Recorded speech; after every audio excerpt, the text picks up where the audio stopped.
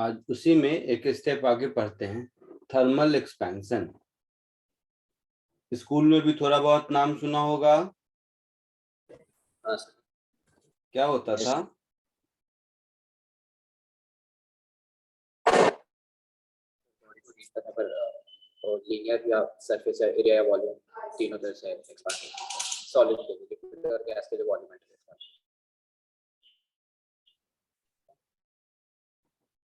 हाँ वो तो ठीक है, बट थर्मल एक्सपेंशन होता क्या है?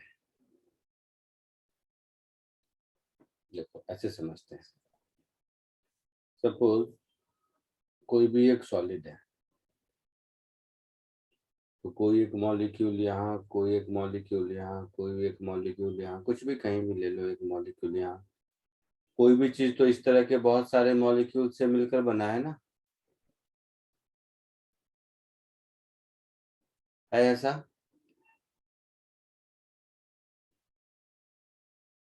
तो किसी एक मॉलिक्यूल को देखो, जैसे ये है, तो हर मॉलिक्यूल क्या होता है, अपनी जगह पर वाइब्रेट करता रहता है, अपनी ही जगह पर।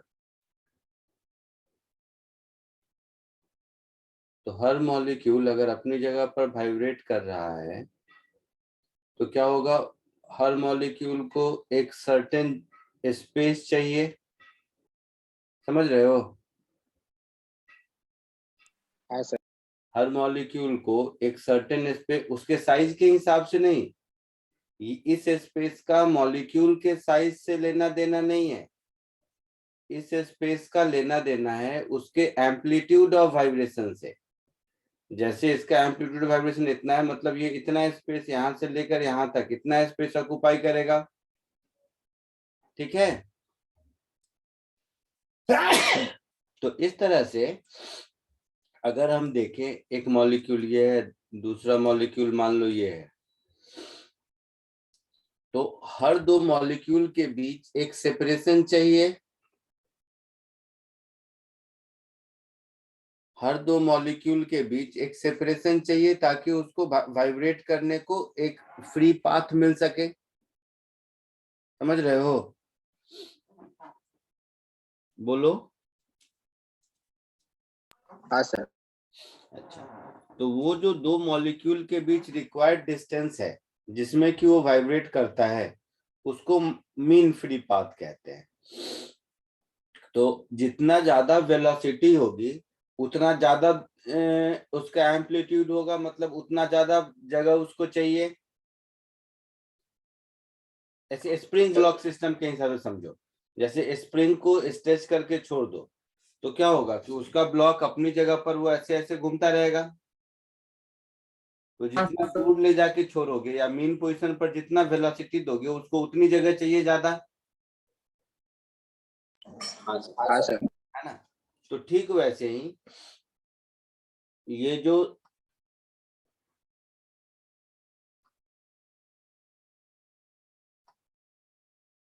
सेपरेशन बिटवीन एडजेसेंट मॉलिक्यूल्स है,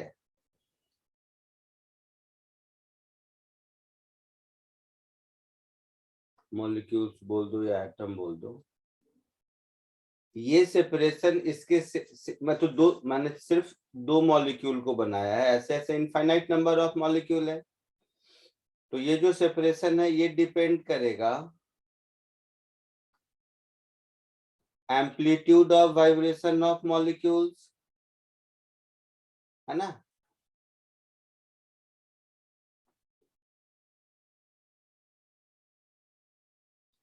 amplitude of vibration of molecules. अब होता क्या है, जैसे ही टेम्परेचर इंक्रीज करते हैं, दैट इज इस मॉलिक्यूल को थर्मल एनर्जी मिलती है, तो इसका एम्पलीट्यूड ऑफ वाइब्रेशन इंक्रीज करता है। सो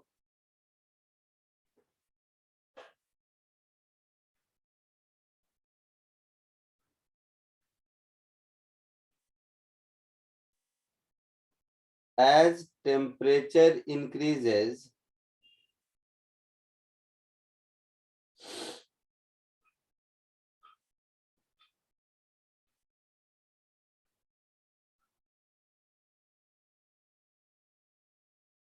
amplitude of vibrating molecules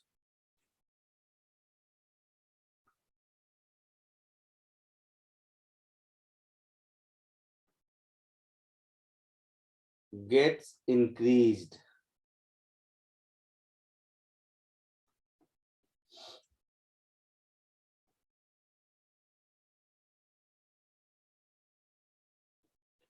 due to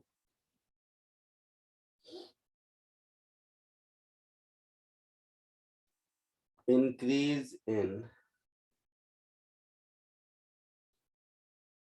kinetic energy of molecules.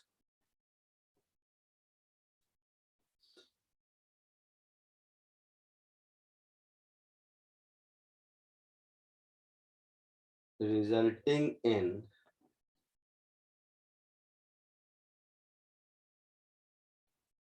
expansion of object.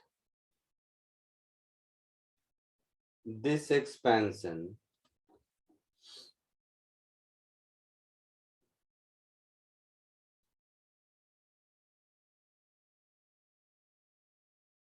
due to temperature change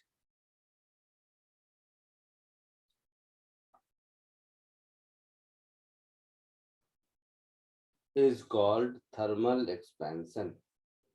कोई दिक्कत किसी को? No, sir. एक्सपेंशन दो तरह के होते हैं, थर्मल एक्सपेंशन भी होता है और मैकेनिकल एक्सपेंशन भी होता है। जैसे कोई रबर की चीज है, उसको मैं फोर्स लगा के खींच के बड़ा कर दूं तो ये मैकेनिकल फोर्स लगा है, तो ये मैकेनिकल एक्सपेंशन है। दूसरा तरीका है उसको गर्म कर दूं तो वो खुद फैल गया, ये थर्मल एक्सपेंशन है। समझ आया? समझ आया? Yes, sir. अच्छा, तो ये तो समझाने की कहानी थी। एक्चुअल में क्या है, ऐसे ऐसे समझना। टेम्परेचर इंक्रीज करने से काइनेटिक एनर्जी इंक्रीज करता है, काइनेटिक एनर्जी इंक्रीज करने से एम्पलीट्यूड इंक्रीज करता है, एम्पलीट्यूड इंक्रीज करने से मीन फ्री पाथ इंक्रीज करता है, ऐसे समझो। और मीन फ्री पाथ इंक्रीज करने से एक्सपेंशन होता है। सीधी स्टोरी है ना? इससे में रो होगा तो समझने में कंफ्यूजन होगा, इसलिए टेढ़ा वाला एरो बना रहा। आया समझ में? टेम्परेचर इंक्रीज करेंगे तो हर मॉलिक्यूल का काइनेटिक एनर्जी इंक्रीज कर जाएगा, काइनेटिक इंक्रीज एनर्जी इंक्रीज करेगा तो एम्पलीट्यूड ऑफ ऑसिलेशन इंक्रीज करेगा, तो दो कंसेक्यूटिव के बीच पोजीशन इंक्रीज करेगा, that is mean free path, तो फिर एक्सपेंशन होगा। कॉमन सेंस है ये, कोई दिक्कत? No, sir. इतना जल्दी से लिख लो फिर आगे बढ़ते हैं।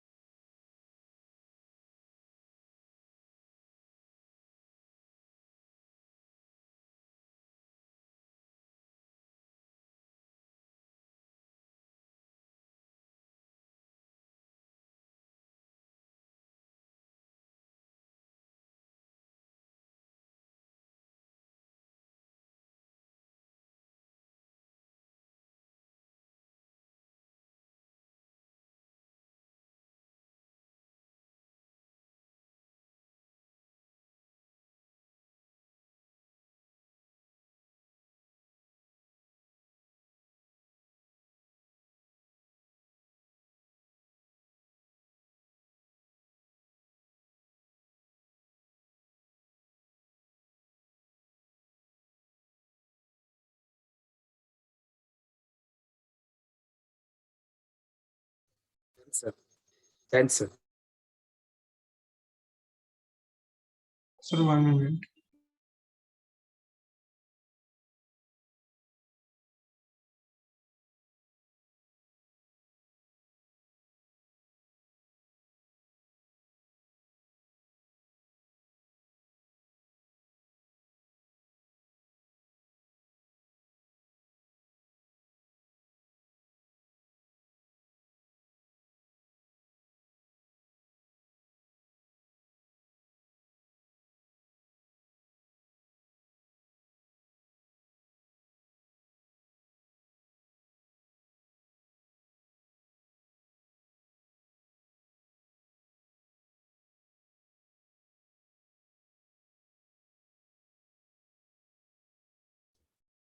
सर हाँ बोलो ना। सर एम्पलीट्यूड के नीचे क्या लिखा है? Mean free path. Okay sir.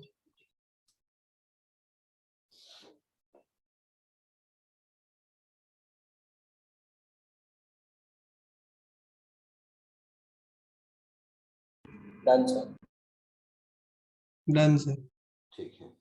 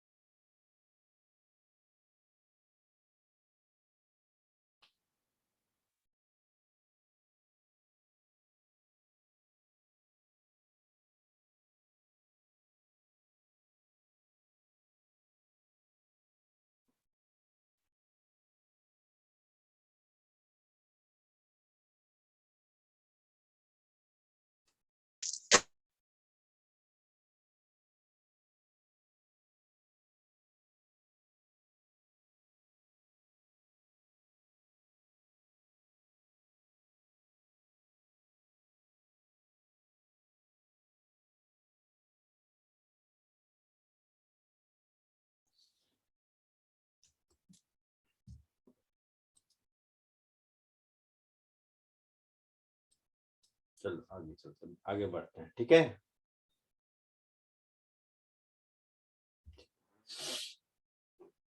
अब देखो, अब देखे होगे कि प्लास्टिक को गर्म करेंगे तो उसमें कितना एक्सपेंड करता है, या कोई एल्युमिनियम कितना करता है, या आयरन कितना करता है। ये सब मटेरियल का अपना अपना है कहानी। कोई फिक्स रेट ऑफ एक्सपेंशन तो नहीं है ना। समझ रहे हो इस बात को? हाँ। सो कौन सा ऑब्जेक्ट टेम्परेचर चेंज के साथ किस तरह रिएक्ट करता है, वो डिपेंड करता है उसके कोएफिशिएंट ऑफ थर्मल एक्सपेंशन पर। सो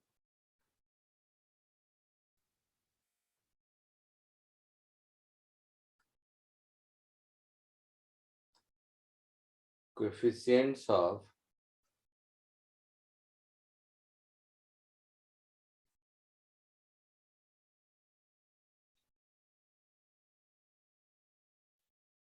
thermal expansions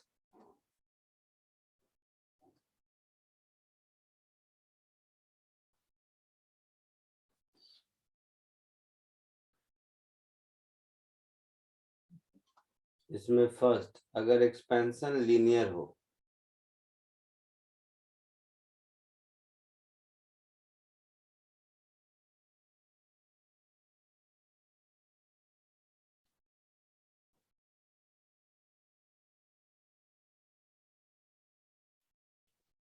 लीनियर एक्सपेंशन का मतलब ये होता है,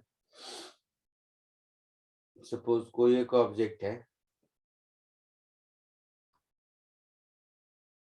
जिसका length let's say L naught है at temperature T naught. Temperature increase करने की वजह से इसका लेंथ हो गया L naught plus delta L। मान लो। तो ये हो गया at temperature T is equal to T0 plus delta T। तो इसको हम लोग लीनियर एक्सपेंशन कहते हैं, स्कूल में भी पढ़े होगे, है ना। हाँ सर। इसको लीनियर एक्सपेंशन कहते हैं, इतना तो स्कूल में पढ़े होगे ना। हाँ सर। तो कोफिशिएंट ऑफ लीनियर एक्सपेंशन का मतलब होता है rate of change in length with respect to temperature per unit length of solid। ये डेफिनेशन इंपॉर्टेंट है, ये स्कूल में नहीं पढ़े होगे, बट अच्छे क्वेश्चन में इसकी जरूरत है, वो सब इक्वेशन की नहीं। Rate of change in length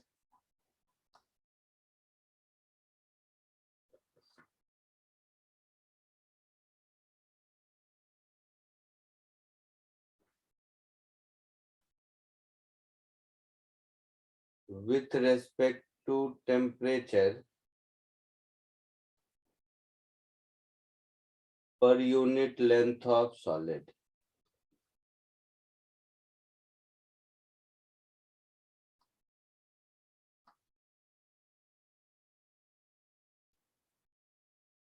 ठीक है, इसका यूनिट क्या होगा, डिग्री सेल्सियस इनवर्स और केल्विन इनवर्स, यही होगा ना। देख के लगता है ना dl by dt upon L not, तो dl L गया, dt यही बचा। हाँ सर। देखो तो यहाँ से हो गया dl is equal to L naught alpha dt, इसको दोनों ओर इंटीग्रेट कर दो।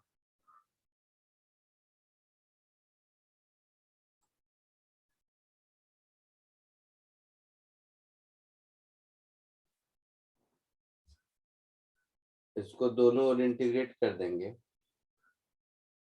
तो integral dl is equal to L naught alpha integral dt।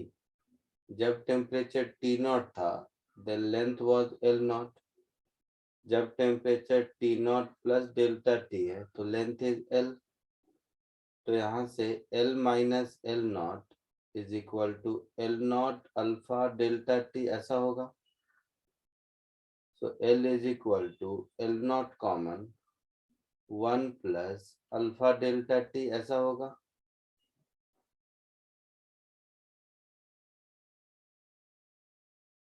आया समझ में। ये वाला इक्वेशन स्कूल में पढ़े होगे शायद,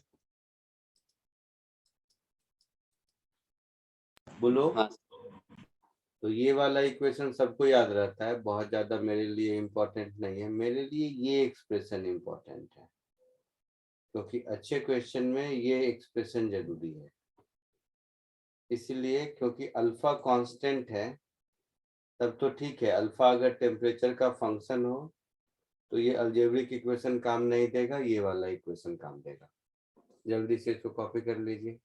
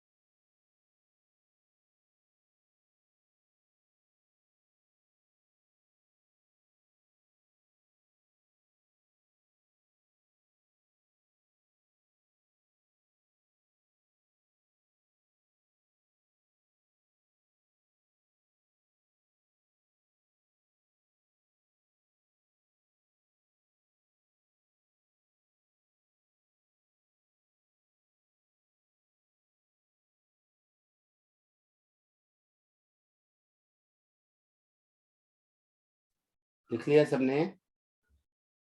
हाँ सर। आगे बढ़ूं? Yes, sir.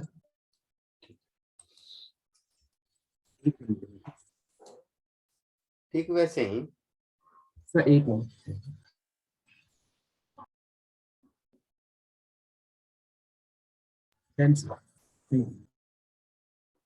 ठीक वैसे ही अगर हम सरफेस एरिया का एक्सपेंशन देखें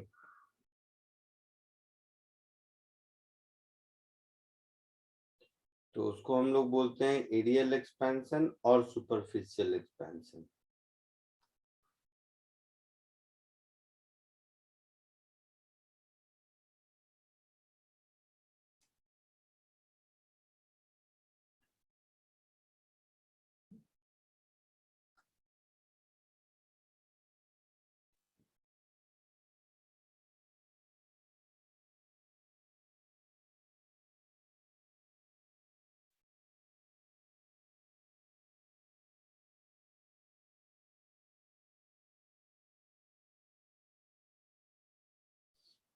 कहने का मतलब ये है, सपोज जैसे वो रॉड ऊपर में था, उसी के अगर क्रॉस सेक्शनल एरिया को अगर हम देखें, मान लो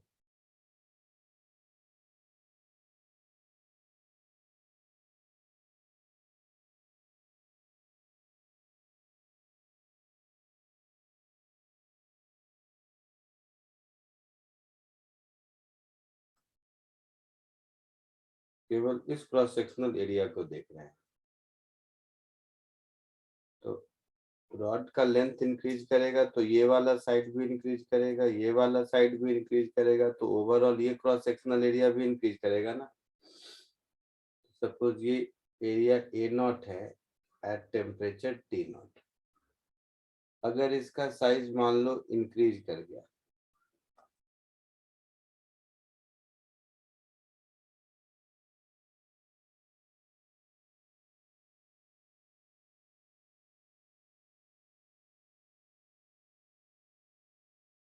इसका साइज इंक्रीज कर गया, तो अब ये साइज होगा मान लो A at temperature T naught plus delta T पर।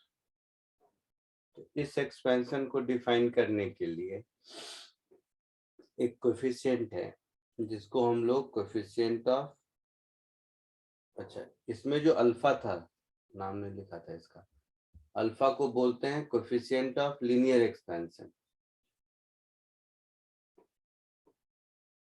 इसको हम लोग बोलेंगे कोएफिशिएंट ऑफ लीनियर एक्सपेंशन।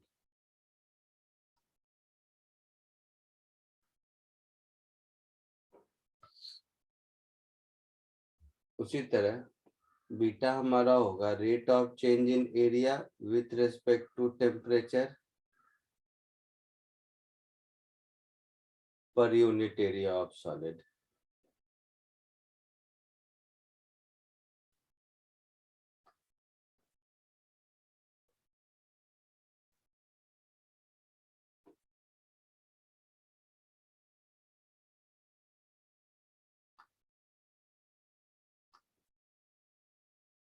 इसको हम लोग बोलेंगे कोएफिशिएंट ऑफ एरियल और superficial expansion.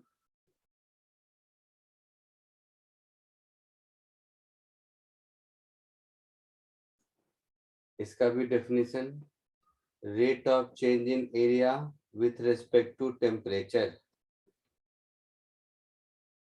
Rate of change in area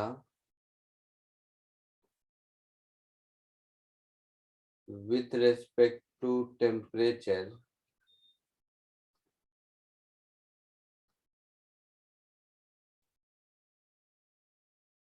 per unit area of solid।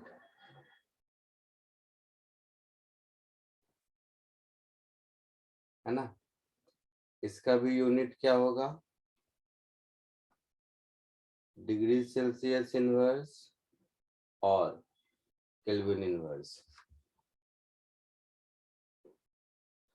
इसमें अगर फर्दर देखोगे तो dA upon dt this will become A naught into beta, So dA is equal to A naught into beta into dt. इसको दोनों ओर integrate कर दो तो temperature T not पर area was A not, temperature T naught plus delta T पर area is A। तो यहाँ से मिलेगा A minus A not is equal to A naught beta delta T. So area A will become A naught common 1 plus beta delta T, ऐसा होगा।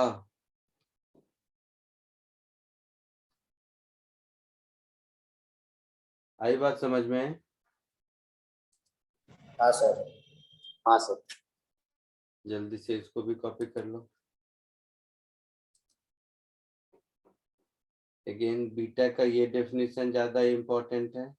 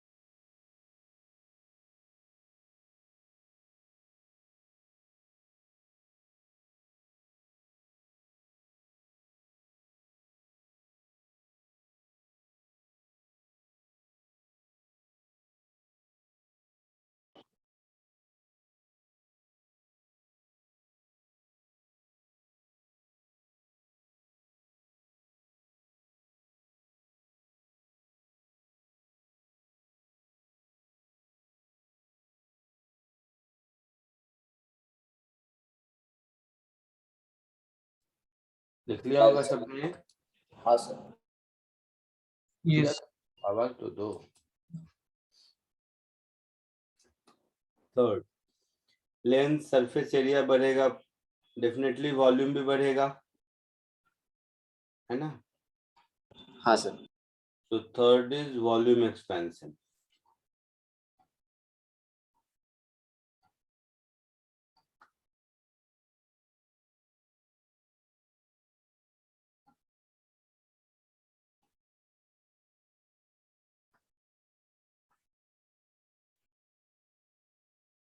Volume expansion का मतलब है, सपोज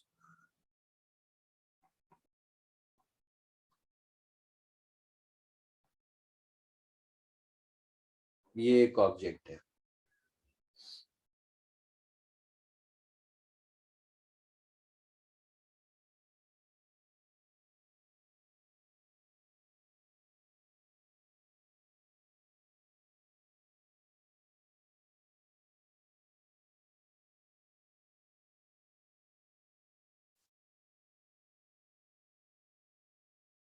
जिसका ये वॉल्यूम है V not at temperature T not.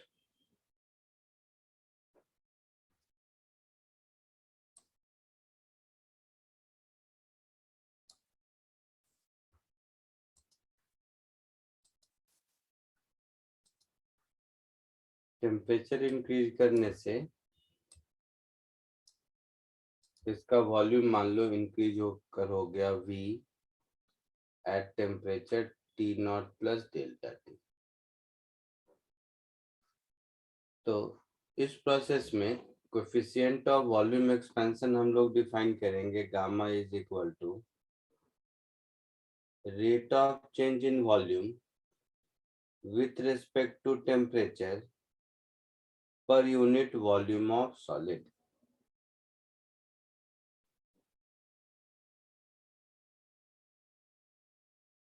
इसको हम लोग बोलेंगे coefficient of volume expansion.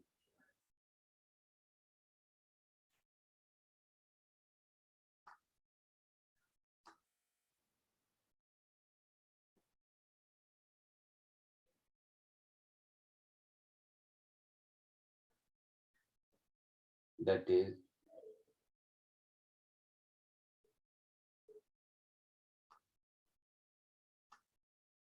rate of change in volume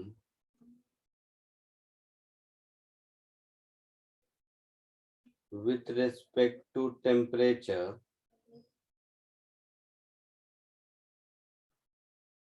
per unit volume of solid।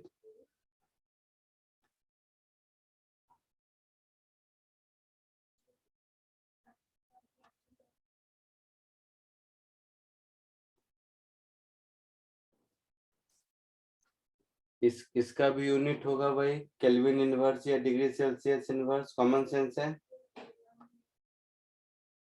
हाँ sir. Same story, dV by dt is equal to V naught times gamma।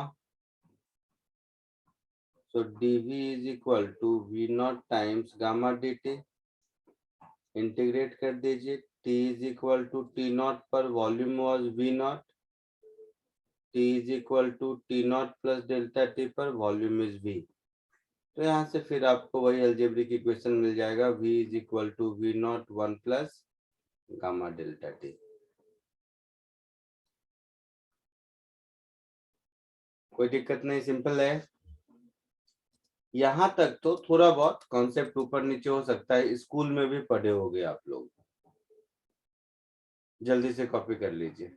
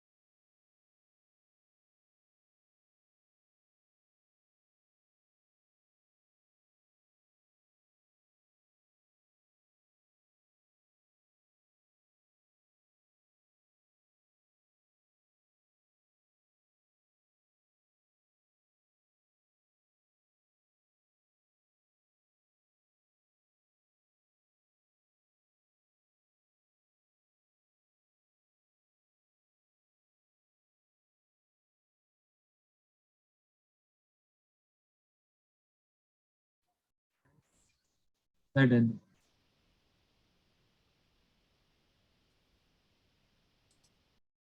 Sir 1 minute है, last वाला बाकी है।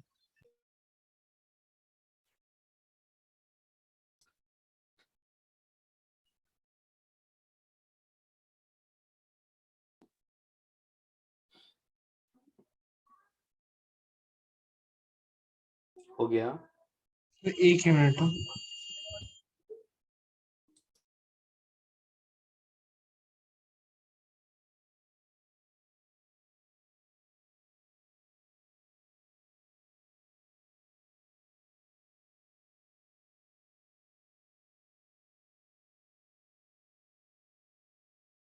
हो गया सर।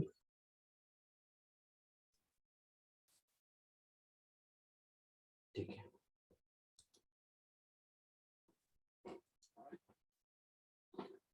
कॉमन सेंस है, liquid का अपना शेप साइज नहीं होता है, लिक्विड और गैस का, है ना? हाँ सर। लिक्विड और गैस के केस में केबल और केबल वॉल्यूम एक्सपेंशन होगा, और सॉलिड के केस में तीनों होगा ऐसा? Yes sir. Yes sir. अच्छा, so first note,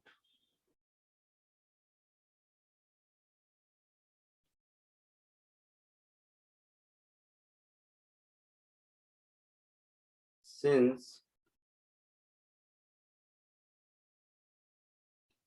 liquid and gases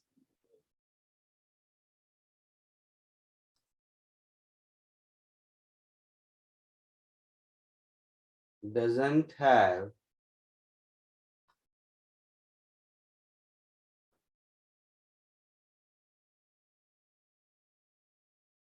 any shape or size,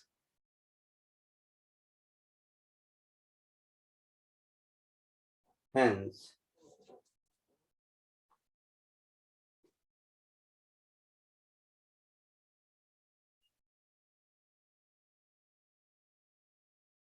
linear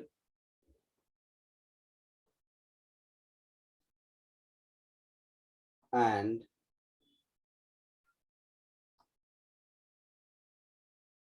aerial expansion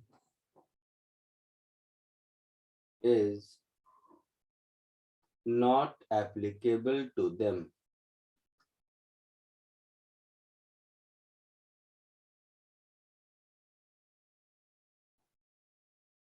आई बात समझ में? हाँ सर। हाँ सर। ओनली वॉल्यूम, अच्छा वॉल्यूम का ही दूसरा नाम है बल्क, और बल्क एक्सपेंशन।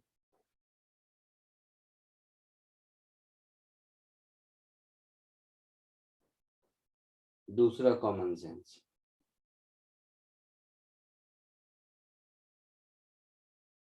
सॉलिड में भी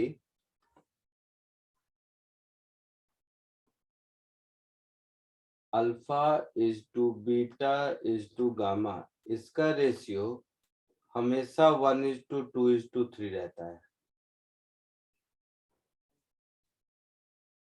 कैसे? तो एक बार देखते हैं प्रूव करके। ऐसे समझो कि ये L है, ये B है,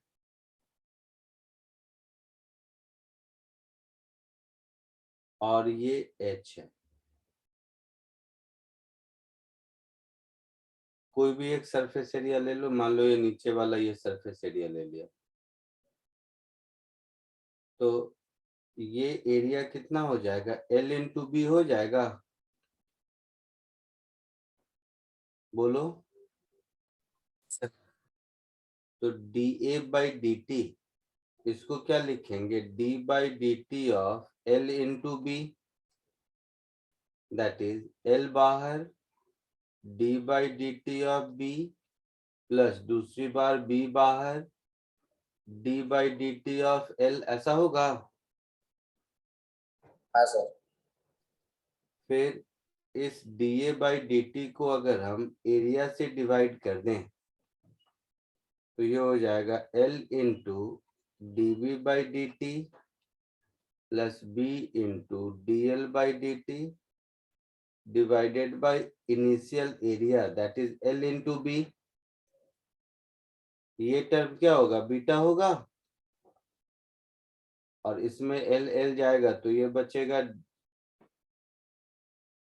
dB by D T upon B plus DL by D T upon A, ऐसा कुछ होगा, बोलो। Yes sir. हाँ सर। ये भी अल्फा है, ये भी अल्फा है। हाँ सर। सर वो dl by dt upon l रहेगा ना? हाँ, L ही लिखा है, DL by D T upon L। तो ये दोनों अल्फा है, तो beta is equal to 2 alpha दिखा। सिमिलरली बहुत इजी है, वॉल्यूम ले लोगे तो गामा भी मिल जाएगा, gamma is equal to 3 alpha हो जाएगा। तो किसी भी सॉलिड का अगर ध्यान से देखा जाए तो अल्फा बीटा गामा 3 नहीं है, या इनफैक्ट ये 3 अलग अलग इवेंट नहीं है, एक ही इवेंट है। लेंथ बढ़ेगा तो एरिया भी बढ़ेगा, एरिया बढ़ेगा तो वॉल्यूम भी बढ़ेगा, बढ़ना ही है इसको। हम लोगों को समझ में आया इसीलिए 1 बाई 1 पढ़ते हैं, अदरवाइज हमेशा ओवरऑल वॉल्यूम का ही एक्सपेंशन होता है ना। हाँ सर। जल्दी इन दोनों को कॉपी कर लो।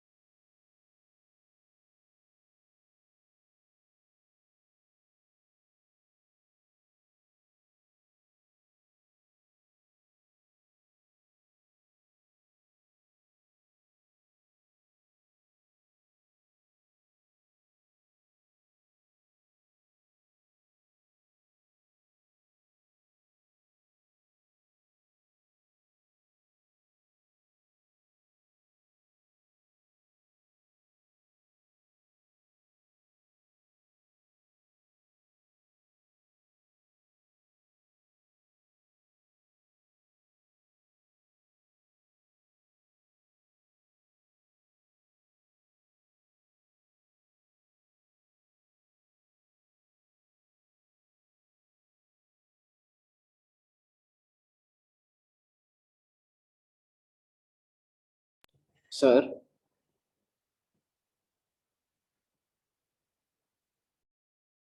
बोलो।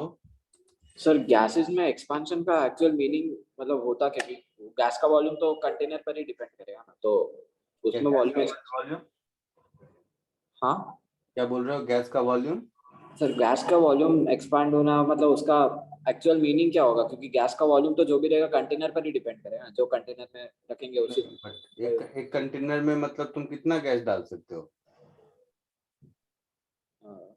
हर प्रेशर पे अलग अलग हुआ ना, प्रेशर रिलीज करोगे तो एक्सपेंड करेगा, हाँ है ना? हाँ सर। तो मतलब क्या बताऊं मैं, सेम वॉल्यूम ऑफ गैस अगर तुम किसी में डाल दो फिर उसको कंप्रेस कर सकते हैं ना, हाँ सर कर सकते प्रेशर चेंज करके। तो आगे बढ़े। हाँ सर। सर एक ही मिनट है, लास्ट वाला बाकी।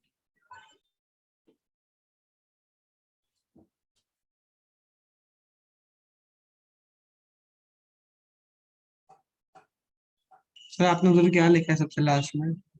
Similarly gamma is equal to 3 alpha, similarly का double L Y. Okay sir, एक मिनट।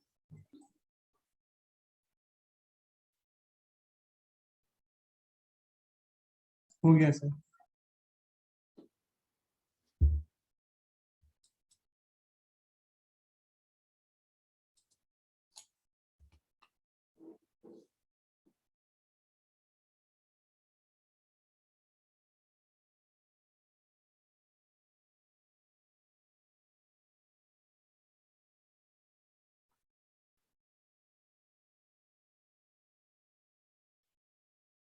थर्ड, ऐसे सोचो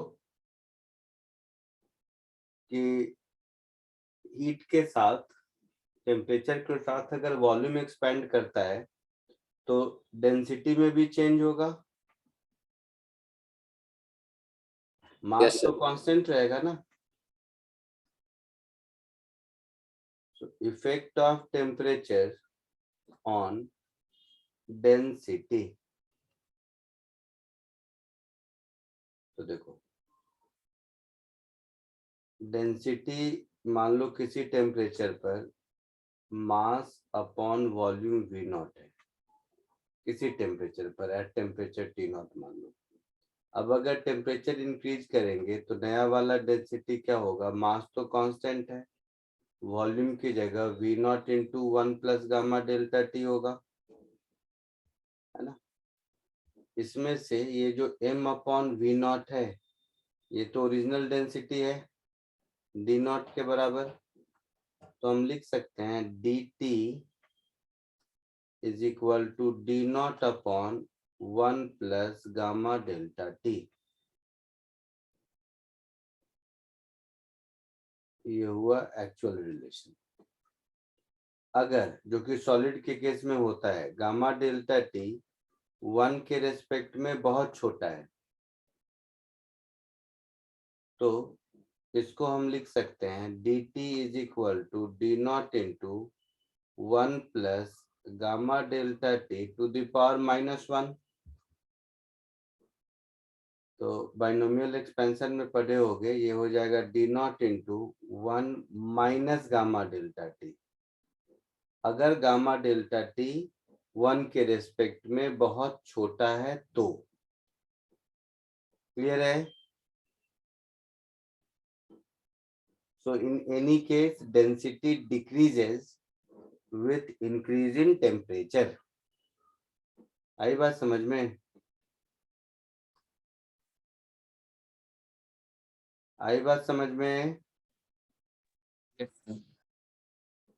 Density decreases with increase in temperature।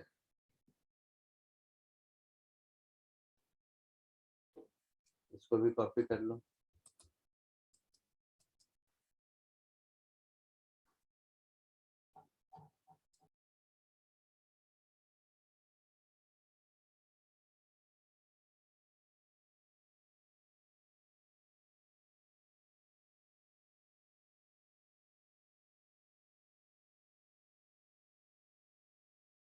Sir एक सेकंड ऊपर लीजिए।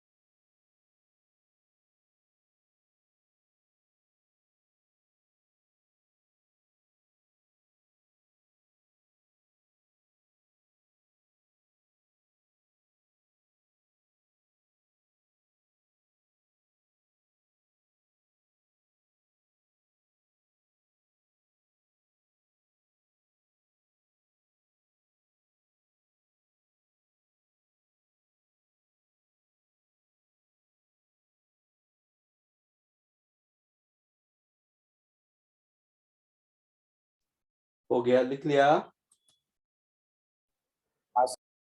Sir 1 minute. हम्म,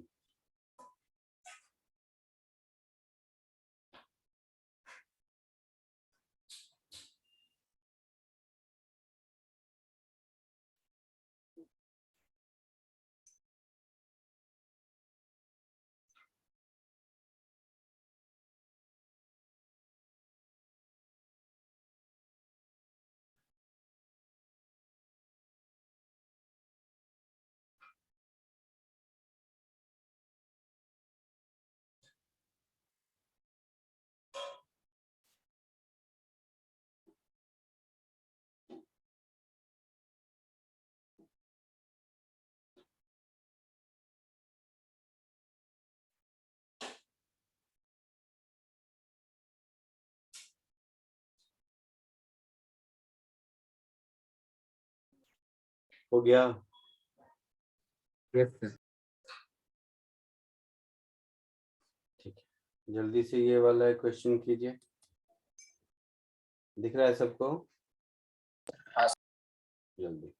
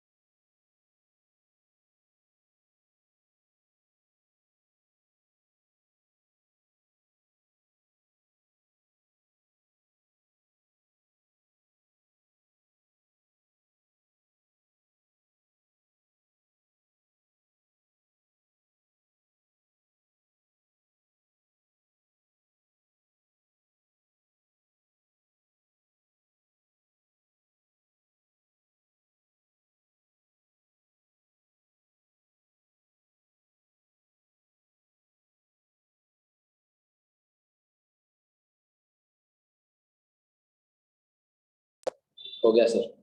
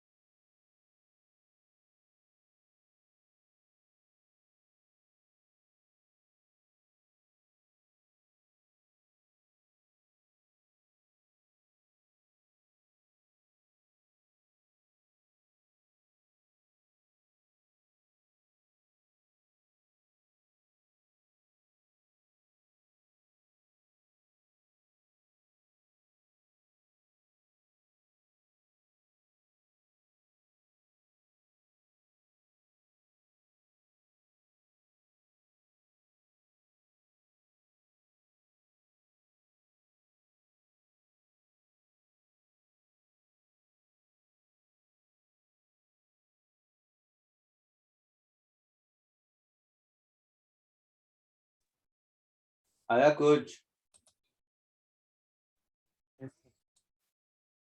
बोलो।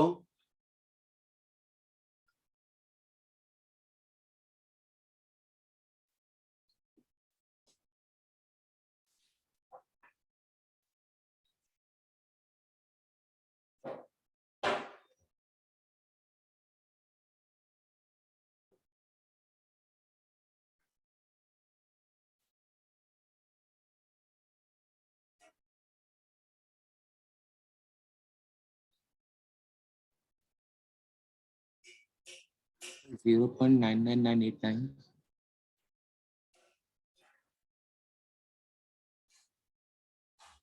देखो इधर एक scale 21 degree Celsius 20 degree Celsius पर करेक्ट रीडिंग देता है,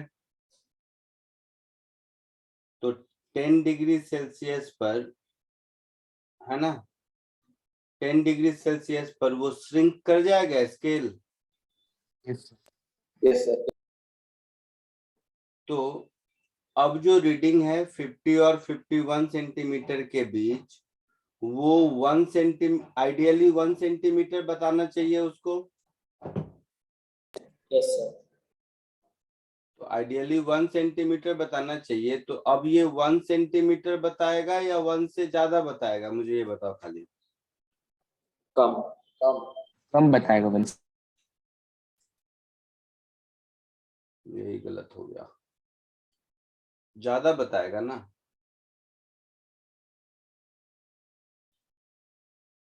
आइडियली कितना बताना चाहिए? 1 सेंटीमीटर। 1 सेंटीमीटर बताना चाहिए। मतलब स्केल अगर 20 डिग्री सेल्सियस पर यूज करते तो 1 सेंटीमीटर बताता, यस सर। बट स्केल हम 10 डिग्री सेल्सियस पर यूज कर रहे हैं। तो 10 डिग्री सेल्सियस में जिस लेंथ को 1 सेंटीमीटर बता रहा है वो एक्चुअल में 1 सेंटीमीटर से छोटा है। हाँ सर। तो उस स्केल से अगर हम किसी 1 सेंटीमीटर के लेंथ को मेजर करेंगे तो ज्यादा बताएगा। सर बट यहाँ पे 50 और 51 के बीच के लेंथ को मेजर कर रहे हैं ना, दूसरे 1 सेंटीमीटर के ऑब्जेक्ट को मतलब उसका लेंथ नहीं निकालने को ट्राई कर रहे हैं। यहाँ पे 50 51 मार्क के बीच को जितना डिस्टेंस है उसको मेजर कर रहे हैं ना, कंपेयर टू आइडियल 1 सेंटीमीटर। नहीं, एक स्केल लो, उस स्केल को तुम कहीं भी रख लो, लकड़ी पे रख दो, जहां रखना है रख दो, उसमें 50 51 जो दिख रहा है उन दोनों का तुम मार्क बना लो। बना लिया? जैसे घर में अपनी हाइट कैसे मेजर करते हो, दीवार के पास खड़े हो जाते हो, इंच विंच लेते हो, यहाँ माथे के ऊपर दीवार पे मार्क बना लेते हो, यही करते हो। हाँ सर। उसके बाद कोई स्केल लाते हो, उससे मेजर करते हो, कितना है, जितना है वो बताते हो। तो अब अगर तुम्हारा स्केल ही श्रिंक हो गया है तो ये ज्यादा बताएगा ना।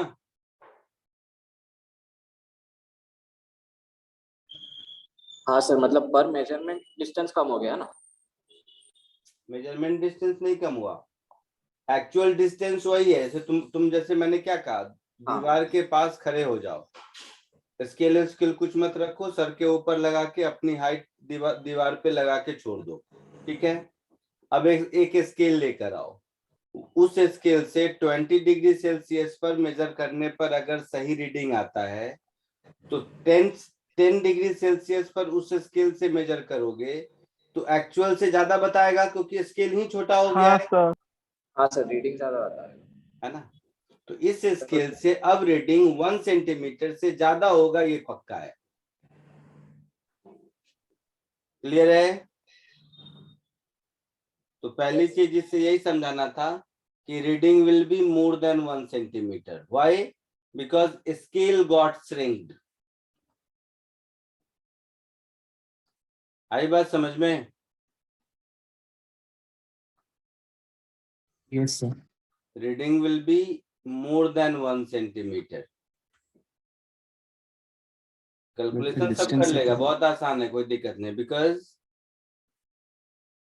Scale now is shrinked.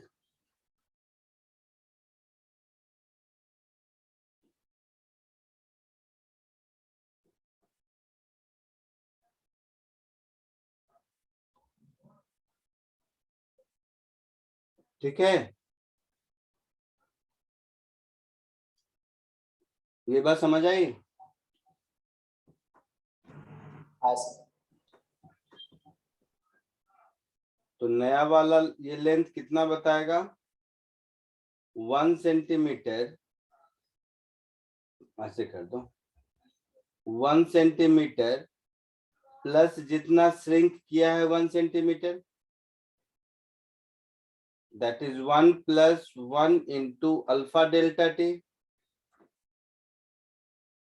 That is 1 plus 1 into 1.1 10 raise to -5 into 10।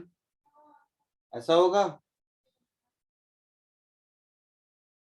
तो ये कितना हो जाएगा? 1.0 मतलब -4 हो गया, तो 1 तो -3, 1 2 3 1 1 5, ऐसा कुछ आंसर होगा।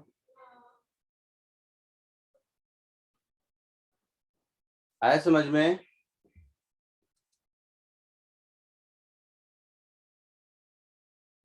कोई डाउट किसी को?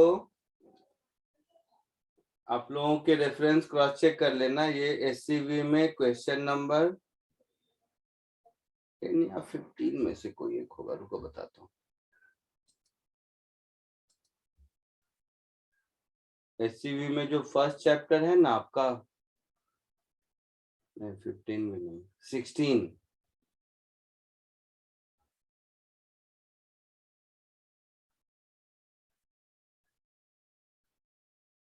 नहीं 16 नहीं, कहाँ चला गया? 11, question number 11। Sir delta T negative रहेगा ना फाइनल में? एससीवी का question number 11। Delta T negative होगा, बट वो तो हम लोग आई मीन लैंग्वेज में समझ गया ना कि उसमें मुझे ऐड करना है। तुम लोग खाली फॉर्मूला में वैल्यू पुट करना जानते हो। अरे डेल्टा टी नेगेटिव होगा तभी तो स्केल छोटा हुआ, तभी तो स्केल छोटा हुआ, मतलब 1 सेंटीमीटर का जो लेंथ है वो तो है ही, प्लस जितना श्रिंक किया वो भी ऐड हो जाएगा रीडिंग में, है ना। स्केल के 2 मार्क्स के बीच का रीडिंग पूछ रहा है ना, स्केल हाँ के सर, स्केल के 2 मार्क्स में बीच का रीडिंग पूछा है कहाँ लिखा है? Find the sir. Distance sir 15 mark and 15 centimetre mark and 51 centimetre mark on the scale, कहाँ लिखा है? सर नहीं तो मतलब लिखा है। मार्क्स तो वो मार्क्स नहीं, मेजरमेंट के मार्क्स तो स्केल पे ही है ना। अरे बेवकूफ, इसलिए तो समझा रहा हूं मैं। अगर वैसे देखोगे तब तो हमेशा 1 सेंटीमीटर ही बताएगा ना। नहीं सर 1 सेंटीमीटर। सुनो 2 मिनट, स्केल पर, अगर स्केल पर देखोगे तब तो वो हमेशा 1 का 1 दिखाएगा। मार्क का क्या मतलब है समझो, जैसे एक स्केल है, उस स्केल को सब लोग ध्यान से समझेगा। ये स्केल है, किसी वॉल पर या किसी लकड़ी पर इस स्केल के सारे मार्किंग को मैंने प्रिंट कर दिया, समझ लो। या ऐसे समझो तुम अपनी लंबाई जैसे नापते हो, दीवार पे खड़े हो गए, अपने लंबाई सर के हिसाब से वहां पर मार्क लगा दिया। अब स्केल ले आके मेजर किया, वो स्केल क्या बताता है? मार्किंग का ये मतलब है, स्केल से कहीं भी मार्किंग करते हो ना भाई, काटने से पहले, कहीं भी कोई काम करने से पहले स्केल का 2 काम होता है। सुनो सब, तुम लोगों को बेसिक बेसिक खिला हुआ है। स्केल का 2 काम होता है, एक काम होता है मेजर करना और दूसरा स्केल से मार्क करना। मार्क करके कट करते हो, जैसे कोई तुम्हें स्कूल में कहता है कि 50 सेंटीमीटर लेंथ का एक पेज कट करना है, तो स्केल लेते हो, 50 सेंटीमीटर का मार्क, 50 सेंटीमीटर ढूंढते हो का है, वहां पर मार्क लगाते हो और फिर कट कर देते हो। यही काम है ना, स्केल से मार्किंग ऐसे ही करते हैं ना। हाँ सर। तो एक स्केल है, उस स्केल से कहीं पर भी, पेपर पर, वुड पर, वॉल पर, कहीं भी मैंने मार्किंग कर रखी है, ठीक है। उस मार्किंग में जो 50 और 51 सेंटीमीटर का गैप है, which is actually 1 centimetre, but now temperature कम हो गया, तो अब हम जब स्केल से मेजर कर रहे हैं तो जो एक्चुअल में 1 सेंटीमीटर है, मेरे नए वाले स्केल से 1 सेंटीमीटर से ज्यादा दिखेगा, क्योंकि मेरा स्केल श्रिंक कर गया है। मार्किंग एंड मेजरमेंट 2 अलग अलग चीजें हैं। स्केल से मार्किंग करते हैं, स्केल से मेजरमेंट करते हैं। तो पहले कहा है कि स्केल से मार्किंग कर लो कहीं भी, किसी भी लकड़ी पर, वॉल पर, पेपर पर, जहां मन करे। जैसे देखो, कहीं भी किसी दुकान में, इलेक्ट्रिकल के दुकान में वायर वगैरह खरीदने गए हो तुम लोग? इलेक्ट्रिक के दुकान में इलेक्ट्रिकल वायर कभी खरीदा है? बोलो हाँ या ना। हाँ सर। खरीदा है। क्या करता है वो लोग, वायर निकालता है, अपने टेबल पर कहीं मार्क किया हुआ है, वहां से मार्क करता है, 1 मीटर 2 मीटर आपको मेजर करके देता है। उसको देखे हो स्केल से मेजर करते हुए? नहीं ना। नहीं सर। नहीं। तो पहला जो वो 1 मीटर का मार्क बनाया हुआ है वो स्केल से किया होगा, उसको बोलते हैं मार्किंग। या फिर किसी कपड़े के दुकान में जाओगे, अगर लूज कपड़ा खरीदते हो तो वो लोग क्या करता है, इस तरह का मार्किंग किए रहता है किसी भी लकड़ी पर या कहीं भी स्टैंडर्ड जगह पर, तो वो होता है मार्किंग करना। समझे मेरी बात? हाँ सर। है ना। और मेजरमेंट करना अलग चीज है। मार्किंग करने से पहले मेजरमेंट करना होगा कि कहाँ मार्किंग है। तो आप एक जगह जहां मार्किंग कर दिए, वो अब एक्सपैंड या श्रिंक नहीं हो रहा है। हाँ, जिस किसी स्केल से तुम अब मेजर करते जाओगे, तो मार्किंग किया 20 डिग्री सेल्सियस पर, सीधी कहानी, और मेजरमेंट कर रहा है 10 डिग्री सेल्सियस पर, तो 20 डिग्री सेल्सियस पर मार्किंग किया हुआ 10 डिग्री सेल्सियस के से मेजरमेंट करेंगे तो ज्यादा ही आएगा ना। हाँ सर। ये कहानी है, देख लेना बुक में, इससे भी क्वेश्चन नंबर 11 है। नेक्स्ट वाला ये करो, क्वेश्चन नंबर 2।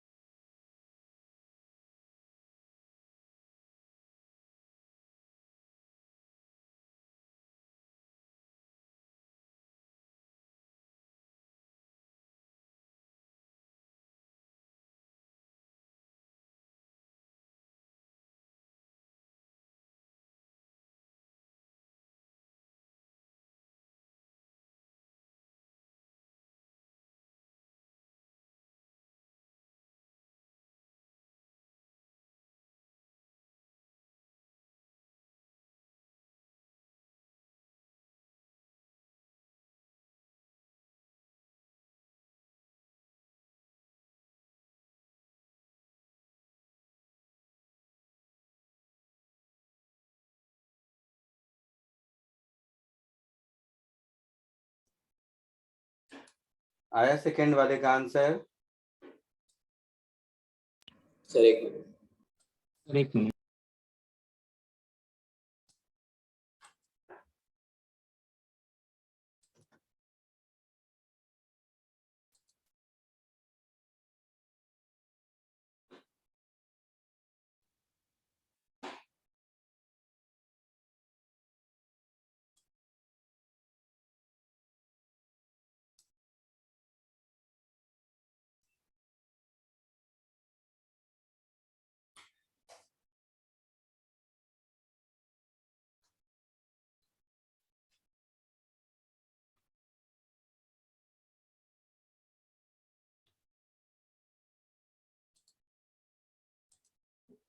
देखो, वुड की डेंसिटी कम है बेंजीन से, यस सर। तो वुड फ्लोट करेगा, यस सर। तो टेम्परेचर इंक्रीज करेंगे। तो जब वुड की डेंसिटी और बेंजीन की डेंसिटी दोनों टेम्परेचर के साथ डिक्रीज होगा, हाँ सर। तो वुड के डिक्रीज होने का रेट और बेंजीन के डिक्रीज होने का रेट अलग अलग है। जब हाँ। वुड का डेंसिटी बेंजीन के डेंसिटी के बराबर हो जाएगा तो सिंक कर जाएगा, है ना? समझ रहे हो इस बात को? Yes sir. Yes sir. Density of would और डेंसिटी ऑफ बेंजीन जब इक्वल हो जाएगा तो सिंक करेगा। तो डेंसिटी ऑफ वुड को क्या लिखेंगे? Density of wood at 0 degree Celsius into नहीं, divided by 1 plus gamma wood delta T. This will be equal to density of benzene at 0 degree Celsius upon 1 plus gamma benzene delta T. ऐसा कुछ होगा? बोलो। Would का है 880, benzene का है 900। 1 plus gamma would कितना है? 1.2 10⁻⁻³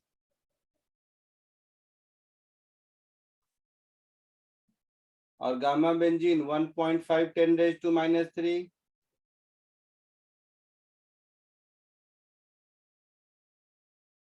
ऐसा होगा? हाँ सर। सो ये 0 गया, इधर ले जाओ। तो 88 plus 88 into 1.5 into 10⁻³ delta T is equal to 90 plus 90 into 1.2 into 10⁻³ delta T. ऐसा होगा? इसको इधर ले आओ। तो 10⁻³ delta T common, 88 into 1.5 minus 90 into 1.2, this is equal to 90 minus 88, that is 2 होगा। So delta T will become 2000 divided by, ये बताओ कितना होगा? 88 into 1.4 1.5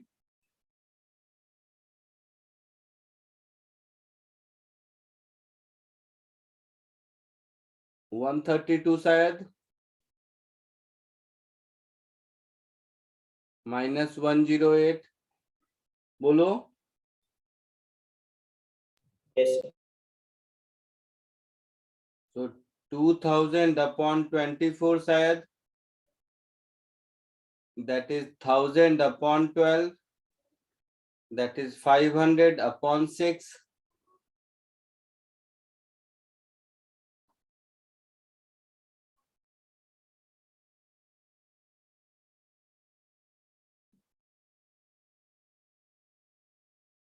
(83.3 degree Celsius delta T. Initial temperature 0 था, तो final temperature 83.3 degree Celsius approximately, यही answer होगा। आया समझ में? Yes sir. जल्दी कॉपी करो 2 मिनट के अंदर।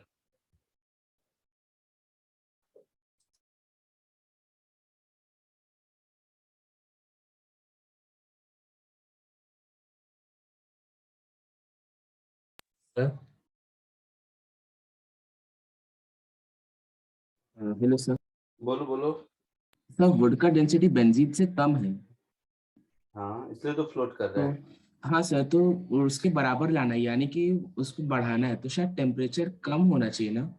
अरे बेवकूफ, दोनों का डिक्रीज करेगा ना, बेंजीन का भी तो डिक्रीज करेगा। हाँ। वुड और बेंजीन दोनों का डेंसिटी कम होगा, बट बेंजीन का गामा ज्यादा है तो बेंजीन का ज्यादा कम होगा। ठीक है सर, समझे। तो वुड का जब बेंजीन के बराबर हो जाएगा उस समय, समझ आया? हाँ हाँ समझे सर।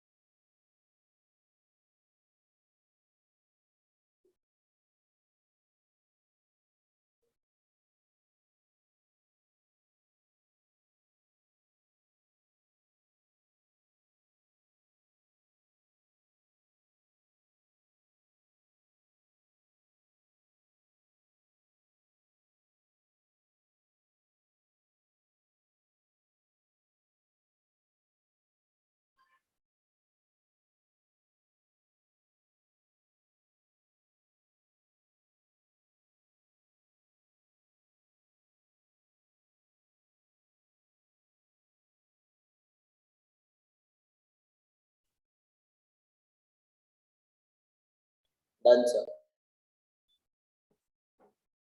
हो गया? एक और हाँ करो।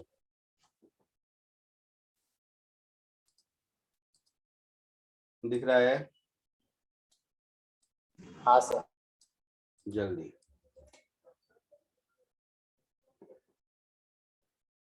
दो मिनट का है ये काम।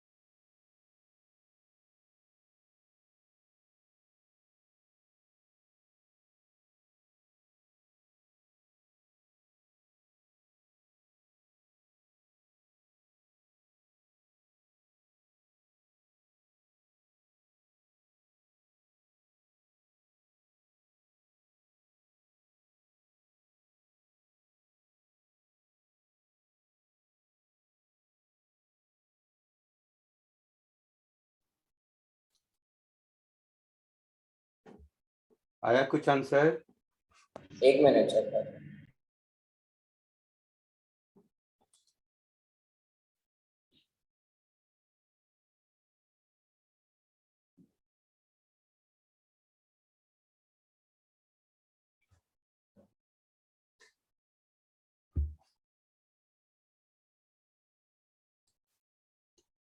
देखो, अभी मैंने अल्फा का डेफिनेशन बताया था। अल्फा 80 दिया हुआ है। अल्फा का डेफिनेशन क्या था? dl/dt अपॉन l, ऐसा कुछ था। हाँ सर। तो यहां से मिला dl upon l is equal to at dt। इसको इंटीग्रेट कर दीजिए। t इज इक्वल टू 0 पर लेंथ इज l और t is equal to t पर लेंथ इज 2l, ऐसा होगा। तो ये टर्म हो गया ln2 is equal to 8t² upon 2। तो t की वैल्यू हो गई under root 2ln2 upon a। 2ln2 को मैं ln4 लिख सकता हूं। तो ln4 अपॉन a, ये हमारा आंसर हो गया। आया समझ में? हाँ सर। इसीलिए वो अल्फा का डेफिनेशन ये होता है, स्टार मार्क दिया था मैं कि अच्छे क्वेश्चन में आपको वो लिनियर वाला फॉर्मूले से काम नहीं चलेगा। ठीक है, यस सर। चलो आज के लिए इतना ही, बाकी नेक्स्ट लेक्चर में। सर बोलो। सर ये अभी का जो मेजर टेस्ट आएगा उसका फिजिक्स में क्या होगा पोर्शन? नोटिस में आ जाएगा तुम्हारे क्या होगा पोर्शन। ये पेज थोड़ा मिनिमाइज करो ना, मतलब वो क्वेश्चन में पूरा दिख जाएगा। क्वेश्चन नहीं लिखा है अभी तक।